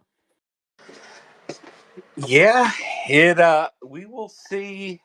What I'm keeping my eye on is that equipment destroyed. That's going to tell us where the Russian economy and logistics are. But I do believe, sir, that we have gone through everything we had to go through this evening. Well, we're very lucky to have been visited by War Doggo, who brought us fundraiser information up for us, because we didn't do that. We'd be bad. I think they're going to beat you and me in the back channels now about that. No, that really doesn't happen. So yeah, but we should attend to that more closely. Anyhow, I think we are a little bit past the time that we put in the calendar. So I'm ready if you are. And folks, thank you for coming here, listening. We appreciate it. And for those of you who come up to speak and share your ideas about what's going on, especially appreciate that. Now, you may be asking, what's up next? Well, let's see. What is up next? It's a good question. It's another week. I have to flip the calendar page over here, and it is. Dun, dun, dun, dun, dun, dun. We've got Good Morning Kiev with Will and Smoky. Yeah, that'll be good. I'm sure it will be. I may be up for that. And then after that, we got Booms and Woe with Genesis and Mockers. And I just want to pay tribute to Jenny and Genesis Man, who had a wonderful conversation the other night about the first 5 of the genocide rules and what it took and how Russia actually took part in every single one of those methods of genocide. And so, yeah, VolyaRadio covers a lot of territory. We're going out to YouTube and to Spotify now. And shortly, not sure when exactly, there is a plan in the works to get the fundraiser information into at least the Spotify account there for each one of the shows. So that'll be, hopefully, people will pick that up. People who are allergic to Twitter. And I think I break out in hives because we're in Twitter sometimes. But anyway, this is good news. So let's keep working on this fundraising thing. I know you guys all give generously and work hard, and I want to especially recognize Shapsta and his group for the weekly, I believe it is, collections that they do, or is it, maybe it's not, maybe it's monthly. I forget. Sorry, Shapsta. But anyways, well, fella, I'm ready when you are. So let's do it. Yes, indeed, sir. It's been a good evening, and with that, Slava Ukraini, Rom Slava. Slava Nasi. Smart Shmer Rahab. Varaham.